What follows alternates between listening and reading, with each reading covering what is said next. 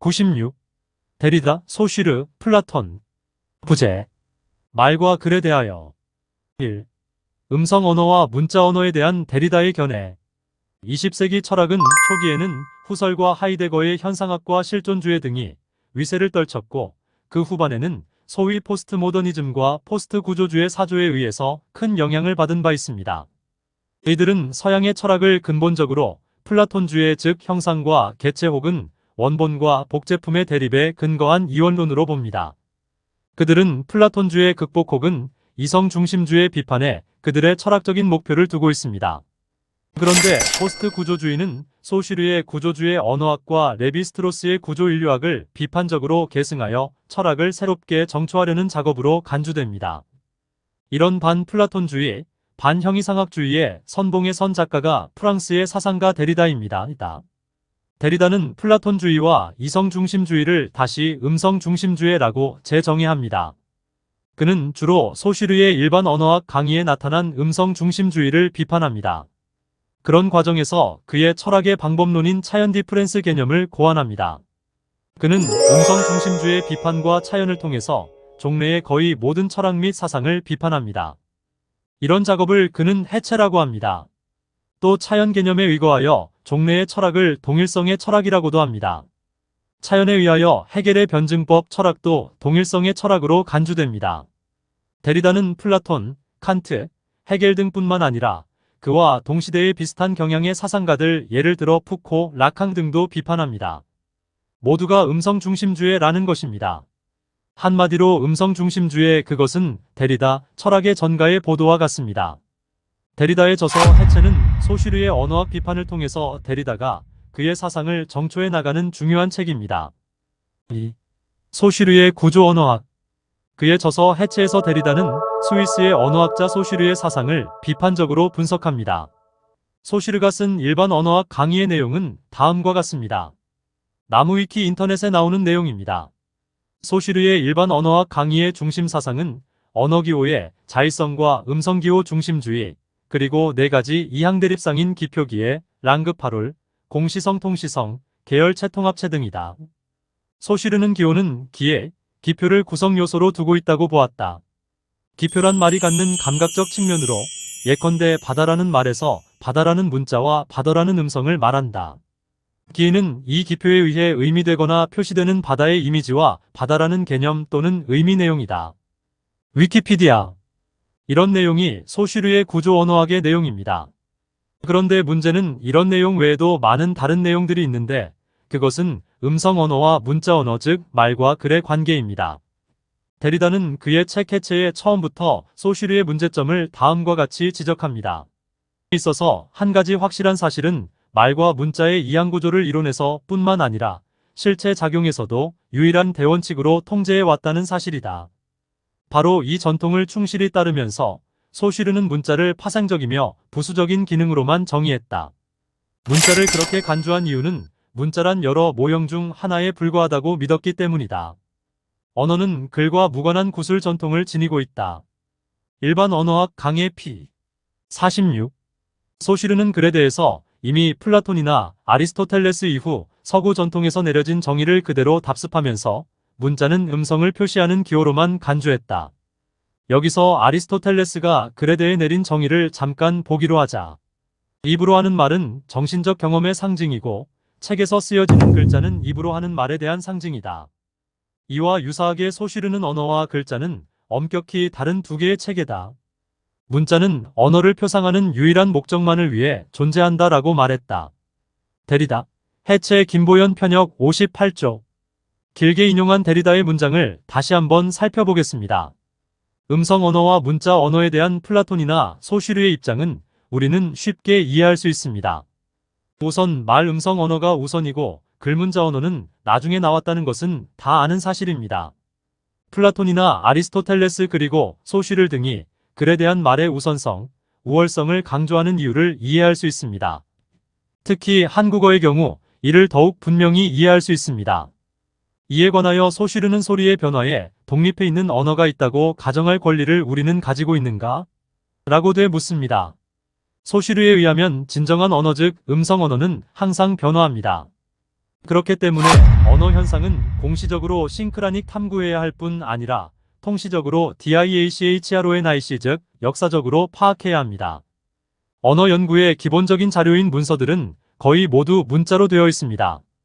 특히 고대어나 사어의 경우 문자적인 전승 외에는 어떤 자료도 없습니다. 그렇기 때문에 연구자들은 왕왕 문자 표현이 언어의 전부인 것처럼 착각합니다. 그러나 소시르를 비롯한 숱한 서구의 언어학자들이 밝혀내는 것은 시각적 이미지가 청각적 이미지를 은폐하거나 훼손하고 있다는 사실입니다. 데리다는 소시르가 보여주는 많은 역사적인 사례들, 즉 시각기호인 문자가 청각기호인 말을 왜곡하고 있는 사례들을 전혀 무시하고 있습니다. 예를 들어 소시르는 다음과 같이 기술합니다. 이전까지의 토론은 다음과 같이 압축된다. 즉 쓰기가 언어를 덮어 감춘다. 쓰기는 언어에 대한 외관이 아니라 은폐이다. 이런 사실은 프랑스어의 OISEAU세의 철자법에서 명백히 나타난다.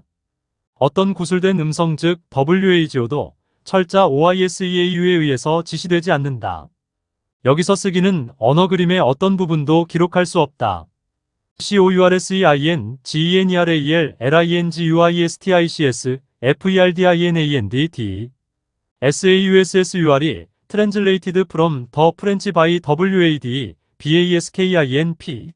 30 앞으로 이 책을 COURSE로 표기함.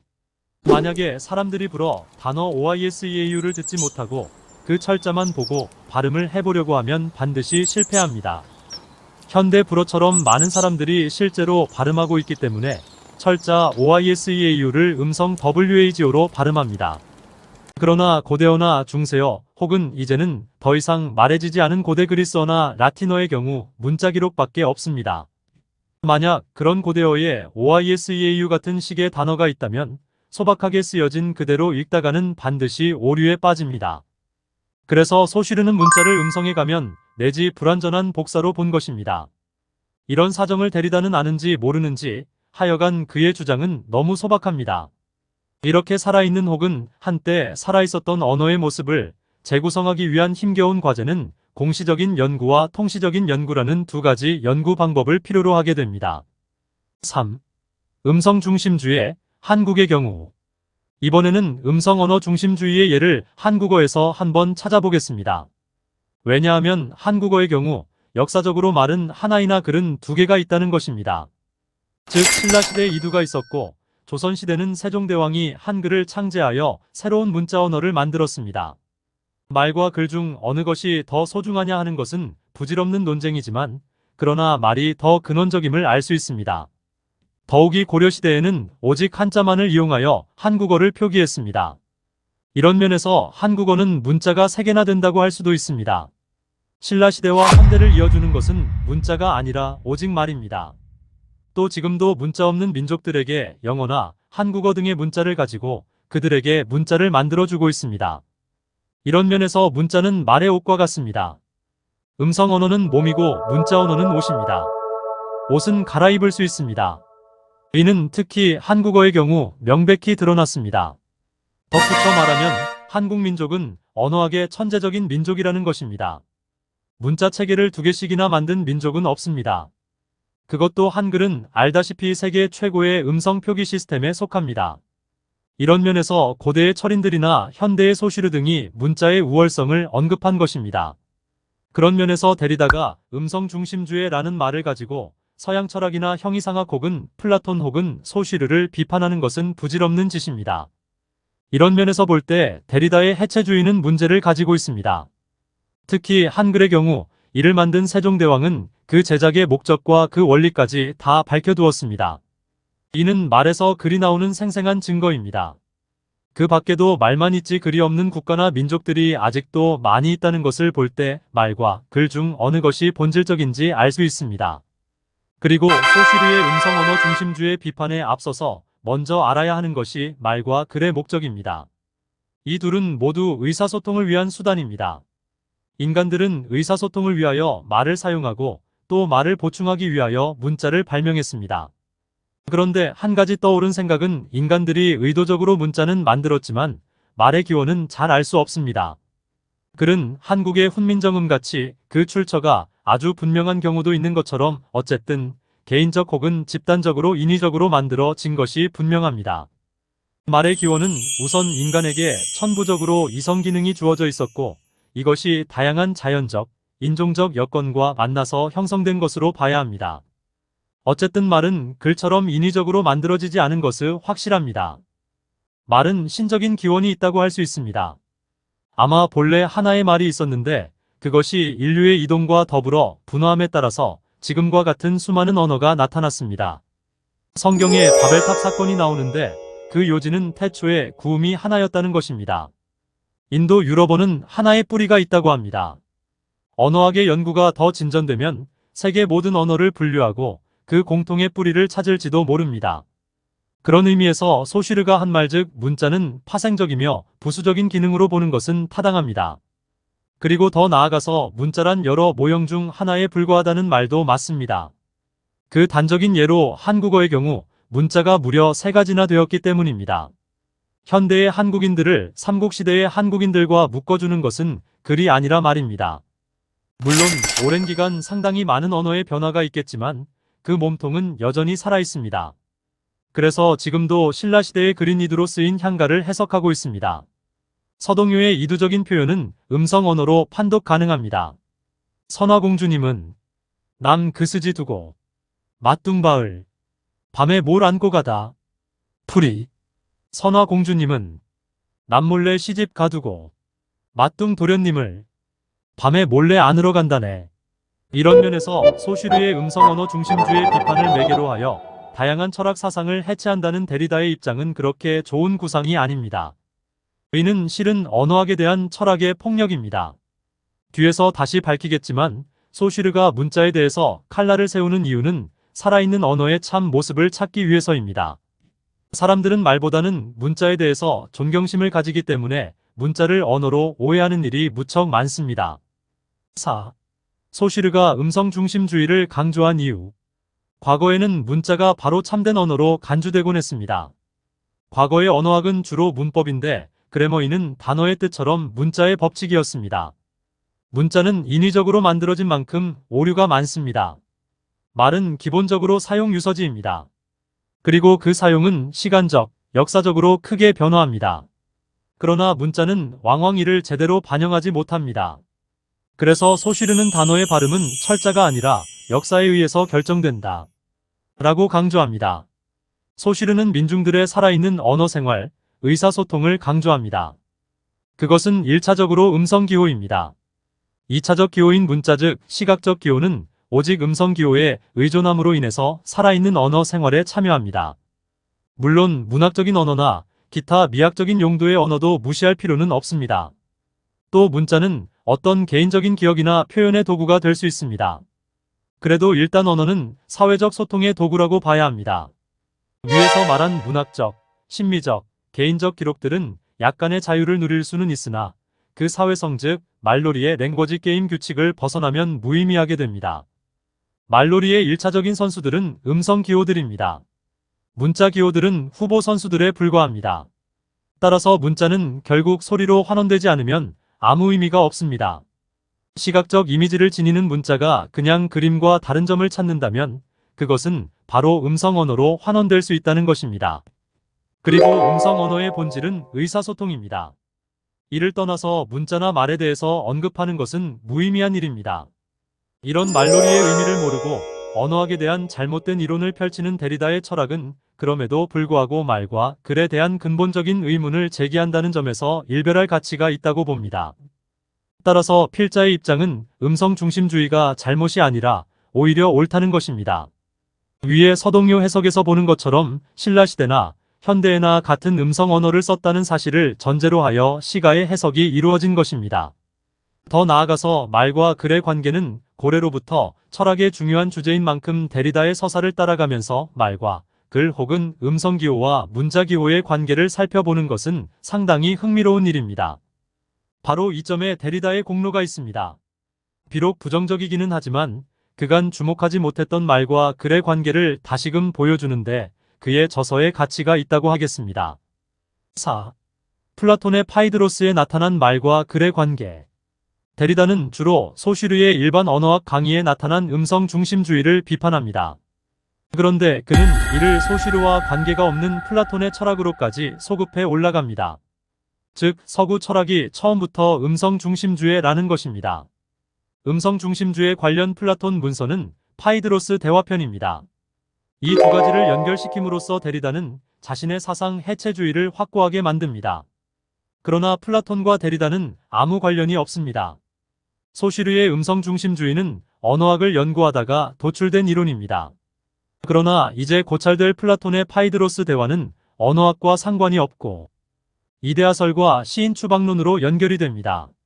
시인 추방론이란 플라톤의 국가편에 나오는 사상으로서 문학이나 예술은 모방의 모방이다. 그래서 이런 것은 참다운 존재의 세계인 이데아 세계를 은폐하고 혼란시킨다. 그래서 허구의 세계를 창조하는 시인들을 국가에서 추방해야 한다는 이론입니다. 그러나 어쨌든 플라톤과 소시르는 비록 다른 맥락이기는 하지만 문자에 대한 음성의 우위를 주장한다는 점에서 동일합니다. 이것을 캐치한 데리다의 공로 역시 인정합니다. 플라톤의 대화편 파이드로스의 주제는 사랑과 수사학 레터링 및 변론술입니다. 여기서의 사랑은 동성연애를 말합니다. 고대 히라빈들의 동성애에 대한 관대함과 자유로움은 잘 알려진 바 있습니다. 파이드로스를 한국어로 번역한 최민홍 선생님은 그 내용을 대략 12가지로 말하고 있습니다. 1. 신화나 옛 전설에 대한 해석에 정력을 소비하는 것은 어리석은 일이다. 인간이 깊이 연구해야 할 과제는 역시 인간이다. 2. 당시의 변론가나 수사가들의 사상은 물론 그들이 자랑 삼는 수사술도 보잘것이 없다. 3. 연애에는 두 가지가 있으며 하나는 고상하고 하나는 비천하다. 4. 신성한 광기는 예언, 정죄, 시가, 이내에 네 가지 면이 있으며 결코 배격할 것은 못 된다. 5. 연애는 아름답다. 6. 사랑하는 자와 사랑을 받는 자는 그 고귀한 기질이 피차 간에 교류되어 진리와 미의 경지에 이르고 다시 영혼이 비상하여 하늘에 오르게 된다. 7. 영혼은 윤회한다. 8. 진리를 본 정도에 따라 전생의 등급이 따르며 철학자가 제1위, 제왕이 제2위, 시인과 예술가는 6위, 정치가는 8위, 폭군은 최하위인 9위에 속한다는 것이다. 9. 시인, 정치가, 변론가 등이 저술을 하여 세상 사람들로부터 칭찬을 받더라도 진리의 토대 위에 서 있지 않으면 오히려 이것을 불명예스럽게 생각하여야 한다. 10. 위대한 연설가나 수사가가 되려고 하면 천재적인 소질과 고상한 사상을 지녀야 한다. 11. 수사술 인심을 기만하고 현혹시킨다. 12. 진정한 저술은 언어로 고귀한 정신을 사람들의 마음속에 새겨주는 것이다. 파이드로스는 사랑과 영혼 그리고 언어와 수사학 등을 다루고 있습니다. 책의 마지막 부분에서 플라톤은 문자의 기원에 대한 언급을 합니다. 소크라테스 내가 듣기에는 이집트의 나우크라티스 부근에 그곳 토착신들 중에 한 신이 있는데 이른바 이비스라는 성조도 이 신을 섬기는 것이었네. 신령한 자신의 이름은 테우트라고 불렀네. 이 신은 수와 계산과 기하학과 천문학을 발견했으며 아울러 장기와 골패를 그리고 특히 문자를 발견했다고 하네. 274시 문자를 발명한 테우트 씨는 당시 이집트의 왕이었던 타모스에게 학술을 가르쳤다. 그러나 문자에 이르자 테우트는 이렇게 말하는 것이었네. 이 학문은 임금님, 이집트인들을 더욱 현명하게 하고 또 그들의 기억력을 크게 증진시킬 것입니다. 문자는 기억과 지혜의 수단으로 발견된 것이니까요. It is an elixir of memory and wisdom that I have discovered. 즉 테우트는 문자가 기억과 지혜의 수단이라고 주장합니다. 수단으로 번역한 부분은 영어로는 ELIXER 즉 약입니다. 이를 데리다는 양의적으로 ambiguous 해석을 합니다. 즉 약이며 동시에 독이라는 것입니다. 히라버 파르마콘 PHARMAKO에는 약과 독의 두 가지 의미가 모두 있다는 것입니다. 데리다는 그렇게 보고 있습니다. 플라톤의 파이드로스에서 테무트는 문자를 긍정적으로 보고 있습니다. 그에 반해서 타모스 왕은 문자의 역할을 부정적으로 봅니다. 그래서 그는 이렇게 말합니다. 즉, 그것을 배우는 사람들은 쓴 것에 지나치게 의존하기 때문에 외부로부터 이질적인 기호에 의하여 상기되고 내부로부터 자신의 힘으로 상기하지 않게 되며 기억하려는 노력을 하지 않기 때문에 문자는 배우는 사람들의 영혼에 망각의 습성을 갖게 할 것입니다. 당신은 기억의 수단이 아니라 상기시키는 수단을 발견한 것입니다. 다시 말해서 당신은 제자들에게 진리가 아니라 외형적인 지혜를 가르쳐 준 것입니다. 그러니까 제자들은 사실은 당신에게서 배우는 것은 없고 글을 읽기만 하며 따라서 진실을 알지도 못하고 이해력이 없는데도 많이 알고 있는 것으로 생각할 것입니다. 275호 위의 인용문에서 타모스 왕은 문자가 영혼에 대해서 외부적인 것이다 라고 논의합니다. 그렇다면 소리는 영혼의 내적인 부분이라고 해석됩니다. 이런 이론이 나중에 소슈르를 비롯한 후대의 학자들에게 전승이 되어 이른바 음성 중심주의가 발생합니다. 또 이런 것을 공격하는 것이 데리다 철학의 핵심입니다. 그러나 저는 이것 즉 음성 중심주의가 맞다고 봅니다. 타모스 왕은 문자는 우리의 일부가 아니라 외적인 기호에 불과하다라고 합니다. 확실히 음성이나 발성은 나의 일부입니다. 이는 물리적, 신체적이며 동시에 정신적, 사유적입니다. 이에 비해서 문자는 공공적 퍼블릭이며 객관적 어브젝티브입니다. 또 선천적으로 타고 나는 음성과 달리 문자는 외부로부터 도입되어야 합니다. 즉 학습과 훈련을 통해서 비로소 습득이 됩니다. 그래서 타모스 왕은 문자는 배우는 사람들의 영혼에 망각의 습성을 갖게 할 것입니다 라고 말했습니다.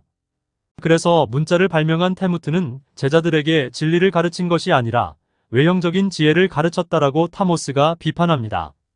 그런데 여기서 하나 지적할 것은 음성과 문자가 그렇게 이질적인 관계가 아니라는 점입니다. 현대 언어학이 밝히는 것은 사람의 말은 자음과 모음의 결합으로 이루어져 있고 문자 역시 기본적으로는 자음과 모음의 분리 및 결합이라는 현상이 있기 때문에 가능합니다. 그런 면에서 볼 때 음성 언어가 기호와 문자 언어와 가능성은 선천적으로 있다고 봐야 합니다. 이는 수많은 세계의 언어들이 결국은 비슷한 모음과 자음으로 이루어져 있음을 보면 알 수 있습니다. 이를 분절된 음성 아티큘레이티드 스피치라고 합니다. 분절음이란 음절을 더 쪼개어 나오는 음절보다 한 단계 작은 언어학적 단위. 자음과 모음을 이루는데 음절말은 미음, 아, 리을로 나눌 수 있습니다. 하여간 이것은 필자의 관점이고 플라톤의 문헌에는 문자는 음성에 대해서 외타적인 것으로 external and strange 나타납니다. 5. 플라톤과 소슈르, 동일성과 차이성. 그런데 플라톤과 소슈르의 차이점은 다음과 같습니다. 파이드로스에 나오는 타모스 왕은 음성은 내면적이며 문자는 외면적이다 라고 합니다. 즉 음성은 영혼의 산물입니다. 그러나 소슈르는 음성이나 문자나 모두 기호에 불과하다, 즉 자의적인 기호에 불과하다 라고 합니다. 그는 음성은 내면적이고 문자는 외면적이다 고하지는 않습니다. 음성과 문자는 둘 다 기표 SIGNIFIER에 불과합니다. 물론 음성 기호가 언어학적으로는 훨씬 중요합니다. 기호의 자의성은 소슈르 언어학의 가장 중요한 원칙입니다. 즉 언어로 표상되는 것 즉 기의 SIGNIFIE에 대해서 아무런 인과적인 관련이 없습니다. 그리고 이것 때문에 언어가 언어로서 작동이 된다고 합니다.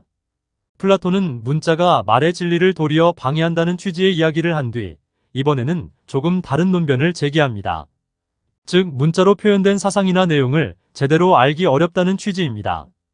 즉 문장 해석의 어려움을 말합니다. 그래서 파이드로스에서는 다음과 같이 서술되어 있습니다. 소크라테스 말이 일단 문자로 씌어지면 모든 글은 문자를 아는 사람이나 모르는 사람에게 한결같이 내동댕이 쳐짐으로써 누구에게 알려야 하고 누구에게 알리지 말아야 하는지 전혀 모르네. 또한 오해를 당하거나 부당하게 비난이라도 받으면 언제나 그 아버지에게 도움을 청하네.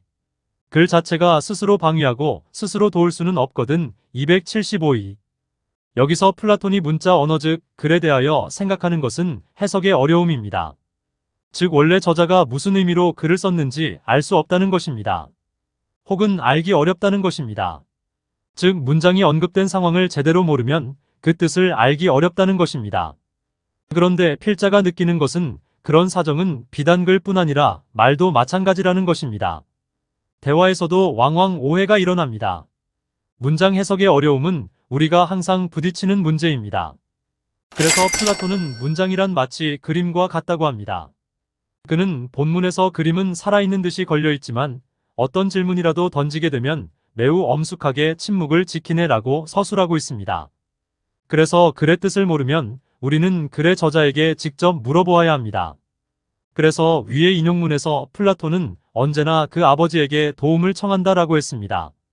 글의 내용을 누구에게 알려야 하고 누구에게 알리지 말아야 한다는 사상은 가령 편지 같은 경우를 생각하면 쉽게 이해가 될 듯합니다. 즉 편지의 수신자와 발신자를 모르는 제3자가 편지를 볼 때 편지 글의 의도와 내용을 제대로 해석하기 불가능할 수 있습니다. 이런 모든 어려움은 글이 그 씌어진 상황을 떠나서 유포되기 때문입니다. 이렇게 글 즉 문자 언어의 태생적인 취약점을 지적한 플라톤은 이에 대한 해결책을 추구합니다. 그런데 결론부터 미리 말씀드린다면 플라톤의 핵심은 꼭 말이나 연설 스피치만이 정답은 아니고 실은 철학적인 방법과 목적이 핵심입니다. 이를 글은 변증술 다이얼렉틱이라고 부릅니다. 그런 도중에 플라톤은 재미로 글을 쓰는 일을 언급합니다. 즉 오락이나 즐거움을 위한 글쓰기를 말합니다. 플라톤 대화편은 철저한 철학적인 혹은 논리적인 분석이라기보다는 수필식으로 주제가 분산되는 곳이 자주 있습니다. 그러나 플라톤의 화려한 주제의식의 변화와 이에 대한 재미있는 비유법은 감탄할 만합니다. 6. 아도니스의 정원가던과 변증술 다이얼렉틱. 이제부터는 말과 글이 구별이 크게 중요하지 않게 됩니다. 그래서 둘 다를 그냥 담화 디스코스라고 뭉뚱거려 말하겠습니다.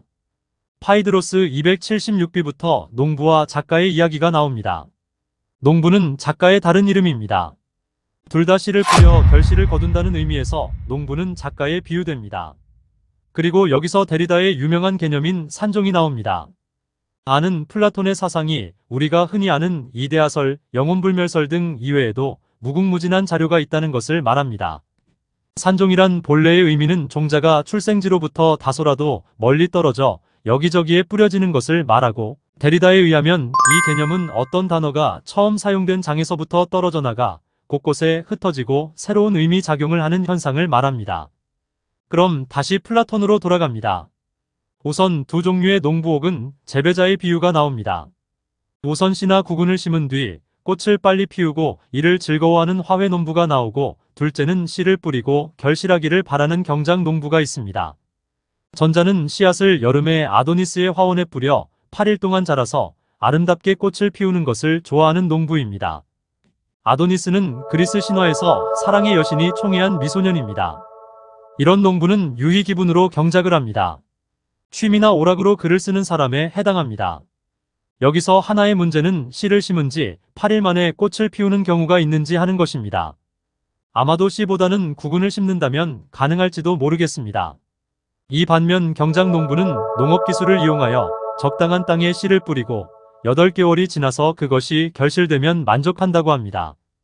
이 농부는 실은 올바른 것, 아름다운 것, 선한 것에 지식을 가지고 있는 자라고 합니다. 그 반면 화훼 농부는 스스로 도움도 주지 못하고 또 진실을 충분히 가르칠 수도 없는 말을 사용하여 잉크와 펜으로 마구 씨를 뿌리는 식으로 글을 쓴다고 합니다. 그래서 말하면 이런 농부는 결국 시인이나 작가를 상징한다고 할 수 있다. 이런 면에서 취미 농부는 국가편의 시인 추방론과 연결됩니다. 경작 농부는 철학자에 비유되고 화훼 농부는 시인 예술가에 해당합니다. 시인들은 글자의 정원 가던 어브레터지에서 유희 기분으로 씨를 뿌린다고 합니다. 그는 자기 자신이나 모든 사람을 위해서 쓰고 늙어서 잊어버렸을 때 상기하기 위하여 쓴다고 합니다. 그는 그런 유희를 소일의 오락으로 삼는다고 합니다. 글자의 들에서 유희 기분으로 씨를 뿌린다는 플라톤의 아이디어를 아마 데리다가 차용한 듯합니다. 글자의 밭에다 생각의 씨앗을 뿌리는 것이 플라톤의 산종입니다. 그 목적은 진지한 지식이나 생각을 전달하는 것이 아니라 바로 유희입니다. 오락이고 즐거움입니다. 플라톤 역시 이런 경우를 마냥 비판하는 것은 아니고 단지 진지한 철학적 탐구, 변증술보다 가치가 낮다는 것 뿐입니다. 그 가장 큰 이유는 문학적인 작품에는 참과 거짓이 없다는 것입니다. 진리치 트루스 밸류가 없다는 것입니다. 이렇게 말의 유희인 시나 문학에 비해서 철학은 더욱 아름다운 결실을 거둔다는 것이 플라톤의 일관적인 주장입니다. 그래서 작중의 화자인 소크라테스는 다음과 같이 말합니다. 소크라테스. 그건 그렇네, 파이드로스. 그러나 그것에 대한 노력이 훨씬 더 아름다운 성과를 거두게 되는 것은 대화술을 다이얼렉틱 메서드 사용하여 영혼에 다음과 같은 말을 심을 경우일세. 즉 그 말 자체를 심은 사람에게도 도움이 될 수 있고 열매를 맺음에 그 씨앗에서 말들이 마음속에 각각 싹터 그것을 영원히 살게 하고 또 그 소유자로 하여금 행복하게 하는 경우 말이네. 277어. 이 문단에서 우리는 젊은 시절 플라톤이 그의 스승 소크라테스와의 대화를 통해서 얼마나 큰 감화와 창조적인 아이디어를 산출했는지 하는 장면이 상기됩니다. 원래 귀족 집안에서 태어나 정치의 뜻을 두었던 플라톤은 소크라테스와의 만남과 특히 후자의 산파수를 통해서 엄청난 지적인 성장을 합니다. 당시의 젊은이들은 소크라테스에게서 배워서가 아니라 그와 교제하는 가운데서 자기 스스로 여러 가지 훌륭한 것을 풀산하는 것일세라는 말이 나오는 것입니다. 청년들은 소크라테스에 의해서 기성세대의 거짓이 폭로되는 것을 보고 자신의 비판적인 논점을 개발하고 창의적인 생각도 발전시킬 수 있었습니다. 이를 소크라테스의 산파술미드와이퍼리라고 합니다. 여기서 우리는 플라톤이 왜 그렇게 글보다는 말을 더 귀하게 여기는지를 알 수 있습니다. 인류의 최고의 스승의 한 사람인 소크라테스와의 만남과 대화를 통해서 청년 플라톤은 숱한 진리와 사상을 잉태하고 산출하여 서양 철학의 큰 저수지가 된 것이었습니다. 그런 배움이 이제는 철학으로, 변증법으로 결실을 맺고 있습니다.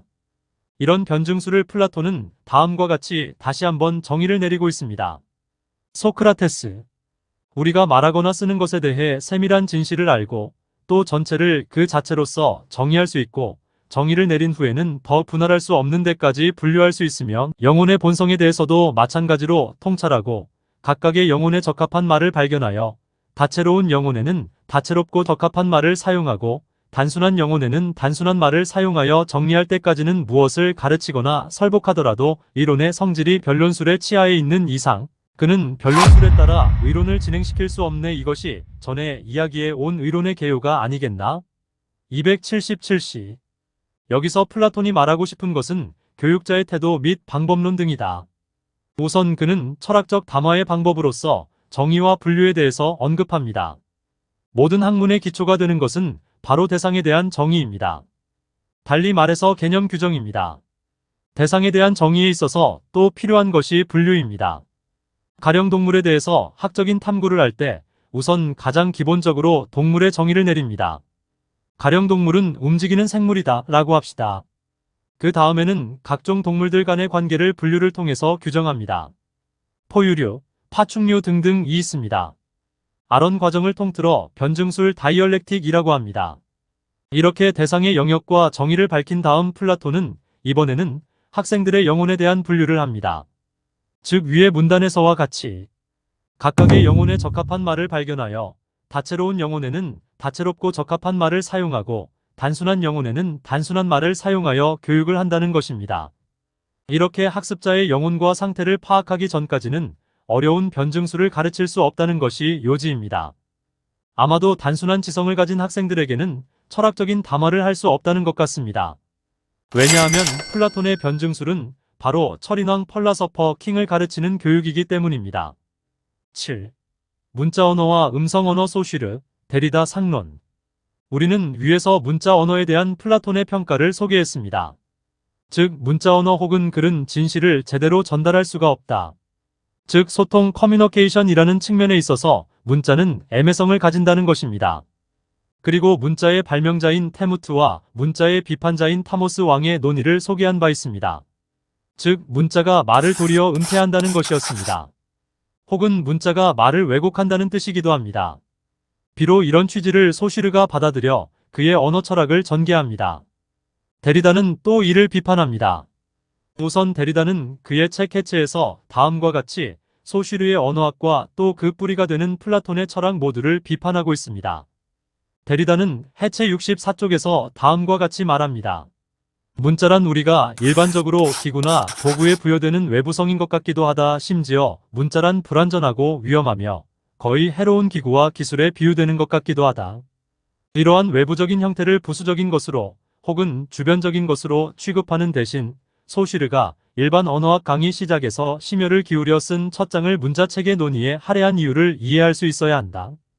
이 첫 장에서 소쉬르는 언어의 구조의 윤곽을 결정 제시하기보다는 가장 심각하고 모든 대립에도 불구하고 소쉬르가 시종 내내 단순한 외재적 역사로서 언어에 영향을 끼치고 마치 언어가 표기되면서 시작되어 완성된 것처럼 표기되는 순간 외부에서 침입해 언어를 타락시킨 일련의 사고로 간주하고 싶어하는, 즉 언어체계를 끊임없이 방해하고 더럽혀온, 가장 오랫동안 지속되는 오염에 대항하여 개념의 순수성 속에서 언어의 내면체계를 복원시키려는 것이다.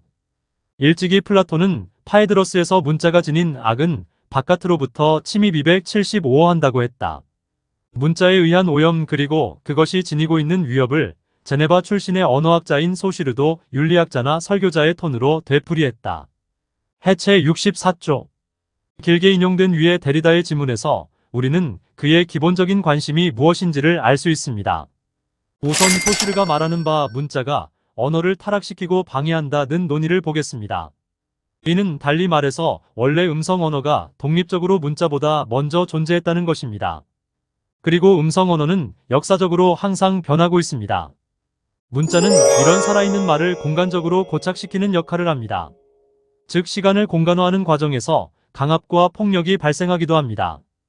여기에 대한 소시르의 원리는 음성 언어, 즉 말은 시간적입니다. 그래서 고정이 안 됩니다. 말이 빠르고 편하기는 하지만 문제는 시간이 지나면 사라진다는 것입니다. 가령 두 사람이 무슨 중요한 약속을 했다고 합시다. 그러나 이를 문서화하지 않으면 어느 한쪽이 그 구두 약속을 어기거나 혹은 잡아뗄 경우 속수무책이 됩니다. 거짓말이나 헛된 말이 있습니다. 그런데 말을 시각화하여 공간적으로 고정할 수 있다면 이런 언어적 혼란은 사라집니다. 특히 이런 것은 상업이나 무역에서 아주 필요합니다. 또한 문자의 발명은 문화의 유지와 세대 간의 전달, 그리고 무엇보다도 교육과 학습을 통해서 인류 문화 발전에 엄청난 기여를 해왔습니다. 그런 증거로 문자를 가지지 못한 민족이나 집단은 역사 발전이 거의 없다시피 하여 인류 문명의 변방에 나가 떨어집니다. 그런데 문제는 인류가 문자를 발명하여 음성 언어인 말을 시각기호인 글로 기록하는 경우 위에서 본 것처럼 엄청난 문화의 발전이 일어나기는 하지만 약간의 문제가 있습니다. 그것은 본래 음성 기호인 말이 문자로 공간적인 기호로 변형될 때 생기는 필연적인 부작용입니다.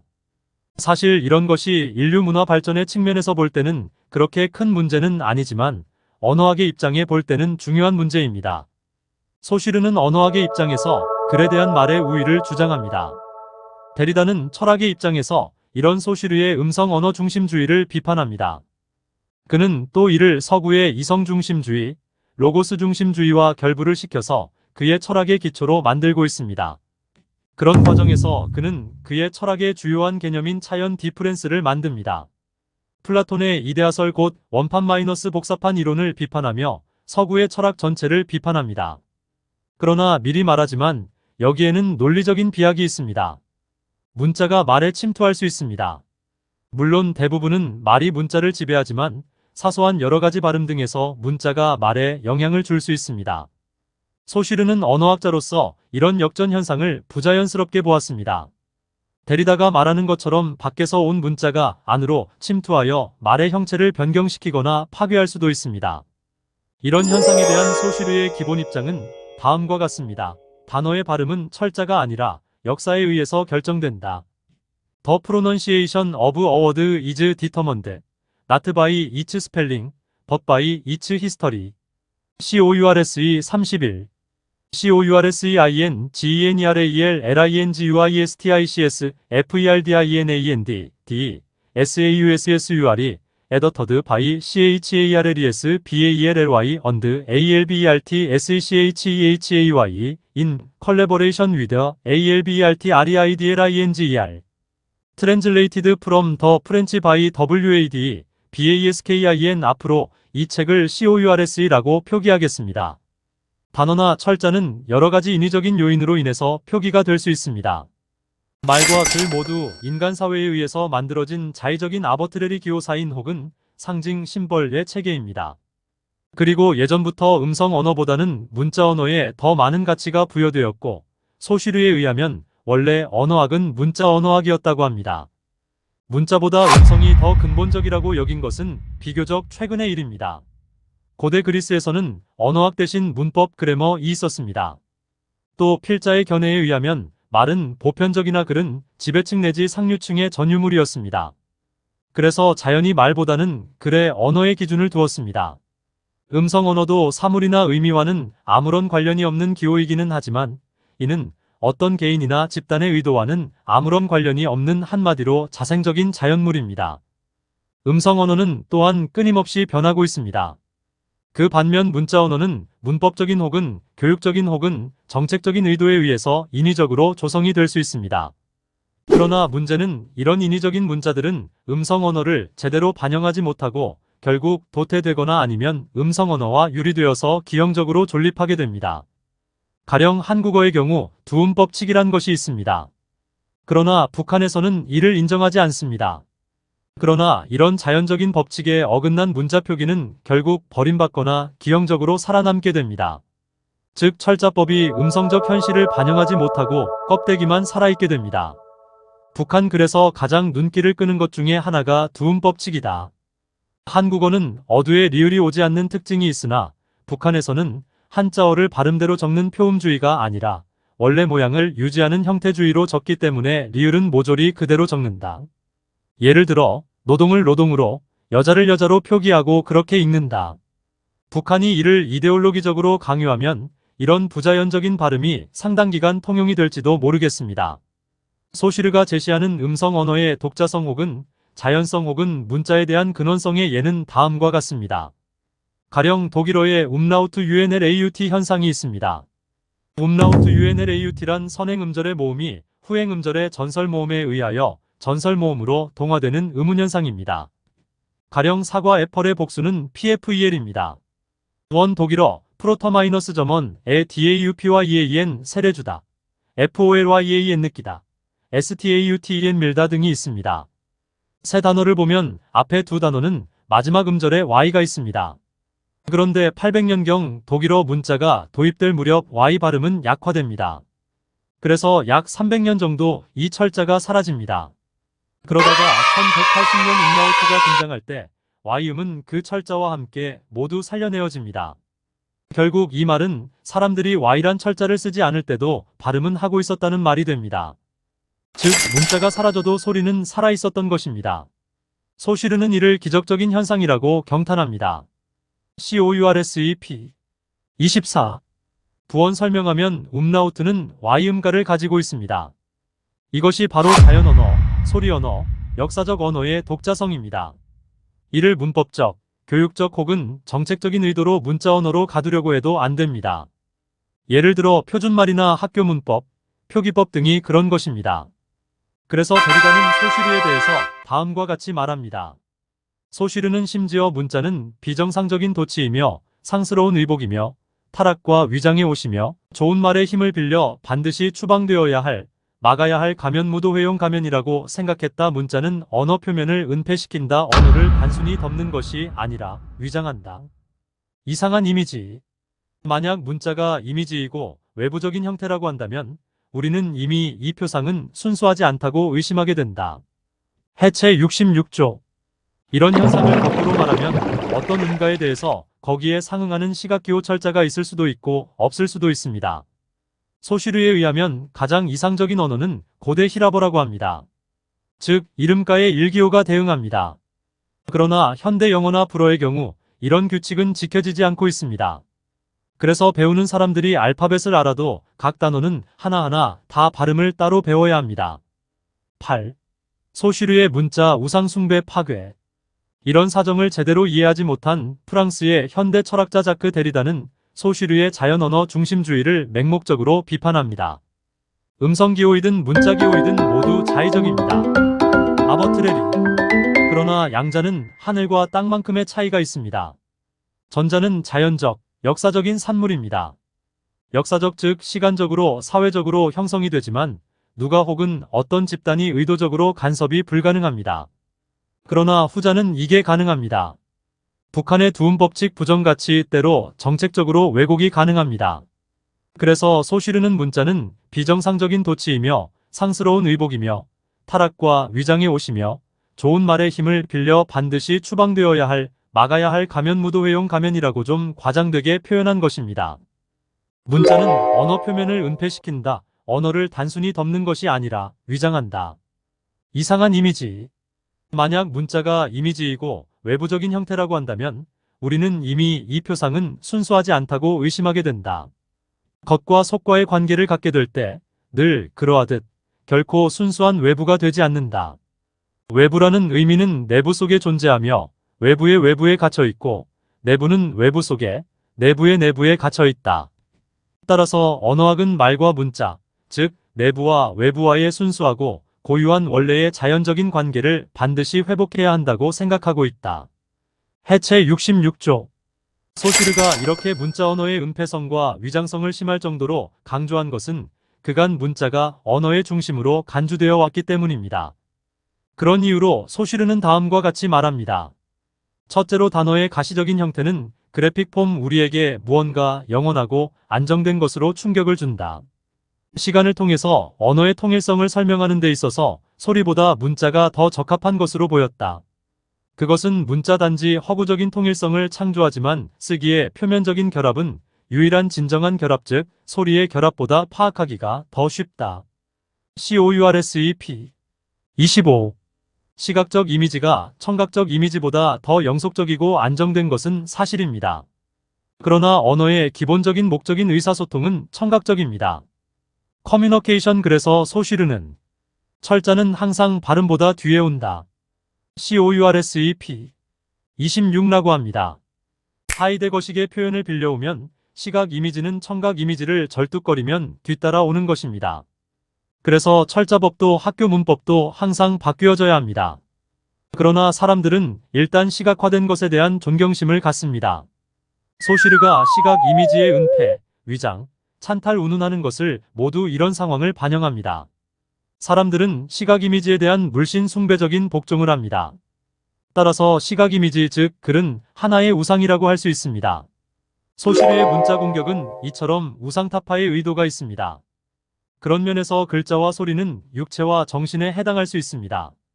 거기다가 사전이나 문법 책 등은 이런 문자 물씬 숭배를 더 부추깁니다. 문자적인 언어는 활자에 대한 당차는 중요성을 증대시킨다. 그것은 그것의 사전과 문법들이 있다. 학교에서 아이들은 책을 수단으로 그리고 책으로부터 가르쳐진다. 언어는 명백히 규범의 코드에 의해서 규제된다. 그 규범은 언어 사용의 엄격한 규칙에 대한 성문화된 집합으로 구성되어진다. 철자법이다. 이것이 활자가 우선적인 중요성을 획득하는 이유이다. 그 결과 사람들은 그들이 쓰는 것을 배우기 전에 말하기부터 배운다는 사실을 잊어버린다. 그래서 자연적인 전후관계가 뒤집힌다. COURSEP 25. 소시르의 이런 언어 철학에 비추어 볼 때 너무 어린 시절부터 알파벳이나 한글 등을 학습시키는 것은 좋지 않다는 결론이 도출됩니다. 조속한 문자 학습은 모국어의 미묘한 뉘앙스를 알지 못하게 합니다. 문자 언어의 소리 언어에 대한 폭력성을 소시르는 다음과 같이 말합니다. 문자가 지닌 폭력성은 한층 더 심해진다. 대중에게 문자를 부각시킴으로써 철자는 언어에 영향을 주고 수정한다. 이런 사실은 문자로 된 텍스트가 중요한 역할을 하는 지극히 문학적인 언어에만 생긴다. 시각적 이미지는 틀린 스펠링을 사용하게 한다. 이러한 잘못은 진정 정신병리학적인 문제다. 실제 통용되는 스펠링은 불어, 발음상의 잘못을 많이 유발시킨다. 예를 들면 라틴어 페이버에서 온 프랑스인의 이름인 LEFVR의 철자는 두 개가 있는데 하나는 많이 쓰여지고 단순한 철자 LEFVR이고 다른 것은 해박하고 어근을 보유하고 있는 LEFBVR이다. 왜냐하면 B와 U는 문자의 옛날 체계에서는 따로 떨어진 것이 아니어서 LEFBR는 LEFBUR로 발음했고 B는 실제로 발음되는 것이 아니고 U는 모호성의 결과로 생긴 것이다. 지금 실제로 발음되는 것은 LEFVR이다. pp 5354p 31 해체 76조. 이렇게 문학이나 기타 분야에서 잘못된 철자법이 생겨나는 것은 작가들이나 식자들이 단어의 철자를 당시 발음되는 대로 쓰지 않고 나름대로 어원을 찾아서 단어를 주조하기 때문입니다. 설령 인위적으로 철자를 첨가하거나 혹은 엉터리를 만들어도 발음은 영향을 받지 않습니다. 위의 독일어의 경우처럼 한때 철자가 사라져도 언젠가는 다시 살아 돌아옵니다. 음성 언어라는 사태 자체로 돌아가지 않고 인위적으로 무언가를 첨가하거나 변형시킬 때 언어의 혼란이 야기되고 문자어와 소리 언어의 결합이 깨어집니다. 그 결과 언어를 배우고 소통하는 것이 방해를 받게 됩니다. 그래서 소쉬르는 문자가 지닌 폭력성은 한층 더 심해진다. 대중에게 문자를 부각시킴으로써 철자는 언어에 영향을 주고 수정한다라고 말합니다. 이런 언어의 교란은 모두 문자 언어, 시각 언어 현상에서 발생합니다.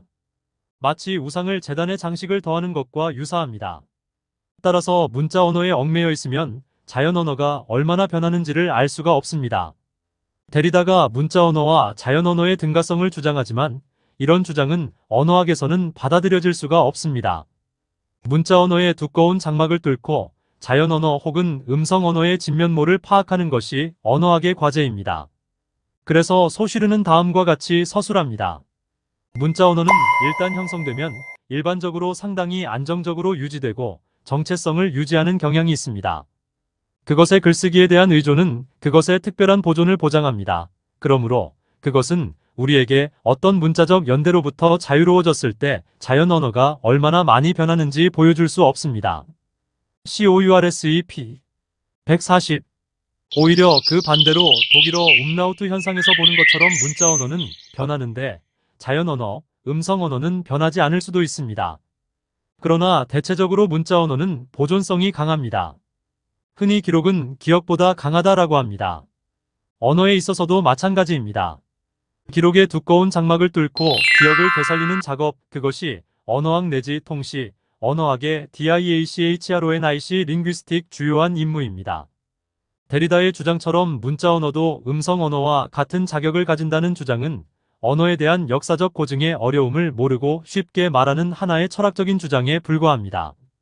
역으로 말해서 음성 언어의 역사적인 진실을 밝혀낼 때 문자 언어 역시 그 변천 과정을 제대로 알 수 있습니다. 9. 데리다의 오해. 데리다의 소쉬를 해석의 결정적인 오류는 이것입니다. 즉 소쉬르는 문자기호뿐만 아니라 음성기호도 자의적 아버트레리하게 보는 데 비해 데리다는 소쉬르가 문자기호만 자의적이라고 본다고 생각한다는 점입니다. 소쉬르에 의하면 문자기호와 음성기호 모두 자의적이고 차별적입니다. 물론 모든 언어기호가 자의적은 아닙니다. 소쉬르가 말하고 있는 것처럼 의성어나 감탄사 등은 사실을 반영합니다. 개 짖는 소리를 나타내는 단어들은 실제로 그런 소리를 흉내내고 있습니다. 그러나 이런 경우는 극소수이고 나머지 언어적인 표현들은 사실 혹은 기의와 아무 관련이 없습니다. 아버지를 영어로 파더이라고 하든지 독일어로 베이터 혹은 일본어로 오토상이라고 하든지 상관이 없습니다. 차별 혹은 차이 DIFFERNEC는 소쉬르 언어학의 가장 중요한 개념의 하나입니다. 언어는 단적으로 차이에 의해서 성립합니다. 차이란 다른 말로 해서 타자와의 관계라는 의미입니다. 즉 어휘의 기본 단위인 철자 혹은 언어의 최소 단위인 형태소 MORPHEM이 혹은 음소 포님는 그 자체로서 아무런 의미가 없다는 것입니다.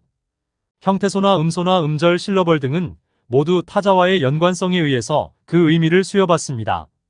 또 발음의 허용정도 레터투드 역시 다른 기호와의 충돌만 없으면 폭넓게 허용됩니다.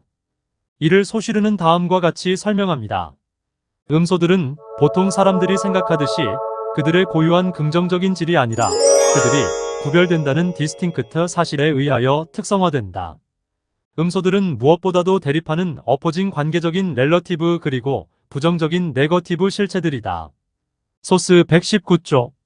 위의 문장의 예를 들면 가령 불어, 발음 아은 독일어, 발음 CH와 비슷하다고 합니다. 필자 역시 독일 유학 시절 이런 현상을 체험했습니다. 다시 말하면 예를 들어 불어의 소년 가안의 아은 거의 독일어의 CH 즉 바크, DOCH 등의 CH 흔히 이치-로트라고 합니다. 와 같이 발음됩니다. 그런데 독일에서는 악과 CH 발음을 구별합니다. 소스 119쪽 참조. 이런 소쉬르의 기본 철학을 모르기 때문에 데리다는 큰 오류를 범하게 됩니다. 즉 다음과 같은 문단이 있습니다. 또 다른 기호 체계와 동일한 상황이 문자에서 보여지기 때문에 모든 문제를 명확히 해결할 수 있는 비교를 하자면 문자를 사용해야 한다. p 165p 119 해체 94쪽. Since an identical state of AFFAIRS is observable in writing, another system of signs, we shall use writing to draw some comparisons that will clarify the whole issue. 소스 P 119. 이 두 글을 비교해보면 소슈르의 관심이 무엇이고 또 이에 대한 데리다의 오해가 무엇인지를 알 수 있습니다. 위에 데리다의 책에 나타난 소슈르 인용문의 뜻은 우선 음성 기호가 자의성과 차이에 의해서 규정이 되었다는 것을 강조합니다. 그런 연후에 이제는 문자 기호에서도 그런 현상이 동일하게 나타난다는 것을 부연 설명하고 있을 뿐입니다. 이를 데리다는 다음과 같이 터무니없이 해석을 합니다. 약 130페이지 뒤쯤에서 소슈르가 물질주의적 관점에서 언어가치 조건으로 음성적 차이를 설명하는 순간 언어학 교수법의 근본 방법을 문자의 예에서 빌려가지 않으면 안 되었던 것은 우연한 일이 아니다. 해체 94쪽. 데리다의 소슈르에 대한 비판 즉 음성 중심주의 주장과 반대로 소슈르는 문자 기표도 차이에 의존한다는 것을 보여주고 있습니다. 그는 T자를 다양하게 쓸 수 있다는 것을 보여줍니다. 심지어는 한 사람 안에서도 필체는 바뀝니다. 여기서 중요한 것은 가령 T자가 L자나 D자처럼 보이지만 않으면 됩니다. 데리다의 문제점은 소슈르가 항상 음성기호의 차이를 먼저 보여주고 난 뒤 문자기호의 차이를 밝히고 있다는 것을 알지 못하고 있다는 점입니다. 더 나아가서 당연히 소슈르에게 있어서는 음성기호의 차이가 더 본질적이라는 것입니다. 좀 더 부연하면 차이는 물리적인 차이라기보다는 오히려 정신적인 혹은 인지적인 차이라는 것입니다. 의는 결국 언어 사용의 다양한 규칙입니다. 음성이나 문자나 그 표면적인 가치만 가지고는 이 비물질적 차이를 알 수 없다는 것입니다. 그런데 저의 입장은 비물질적인 가치와 마찬가지로 물질적인 가치도 중요하다는 것입니다. 소슈르에 약간 반대하는 편입니다. 겉으로 드러난 발음 혹은 음성적인 가치만 파닉 밸류 가지고 기에 SIGNIFI 혹은 표상을 지시할 수 없다는 것이 차이의 비물질성입니다. 차이의 비물질성 개념을 소슈르는 동전의 예를 들어 설명합니다. 명목 가치가 5프랑인 동전의 실질적 가치는 그 반도 안 될 수 있다는 것입니다. 당신은 은화를 썼기에 소슈르는 5프랑보다 적은 은의 양이라고 합니다. 5프랑 은화의 가치는 그 화폐가 실질적으로 포함하는 은의 양이 아니라 그 표면에 찍힌 가치입니다. 그 은화의 가치는 당시의 정부와 금융 등에 의해서 결정된 것입니다. 소리만이 언어에 속한다는 것은 불가능한 일이다. 활자에 비하면 소리는 언어에 있어 부수적이다. 모든 관습적인 가치는 이것을 후원하는 가장 구체적인 요소와 동일하지 않는 것이 그 특징이다. 마이너스 언어 기표는 마이너스 본질적으로 소리 자체가 아니라 개념이다. 이것은 물질로 구성되는 것이 아니라 모든 다른 것으로부터 소리 이미지를 분리시키는 차이의 관계이다. 하나의 기호가 지니고 있는 개념이나 소리는 이 기호와 관계를 맺고 있는 주변의 다른 기호만큼 중요하지 않다. 해체 95조. 소슈르의 언어학은 달리 말하면 기표의 전체주의라고 HOLISM 할 수 있습니다. 문자 기표든 음성 기표든 그것의 요소들이 고립되면 아무런 의미가 없다는 것입니다. 물리적 요소들을 묶어서 의미의 전체를 만드는 것이 바로 언어학입니다. 즉 문법, 의문론, 발성학, 의미론, 통사론 등입니다. 물론 학문 이전에 이미 민중들의 언어 생활에 이런 규칙들이 녹아있다고 보아야 합니다. 사실 발음과 문자의 관계는 상당히 얽혀 있어서 어느 것이 어느 것에서 파생되었는지 모를 수도 있습니다. 거기다가 모든 학문적인 설명 역시 문자로 이론적으로 하다 보니 마치 문자 현상과 음성 현상이 때로 동등하게 보입니다. 그러나 음성 언어에서 문자 언어가 뒤따라 나왔다. 혹은 소슈르의 말대로 문자는 음성보다 지체된다. 레그 비하인드는 근본적인 사실에 입각하여 언어학을 연구하면 이런 어려움이 극복될 수 있습니다.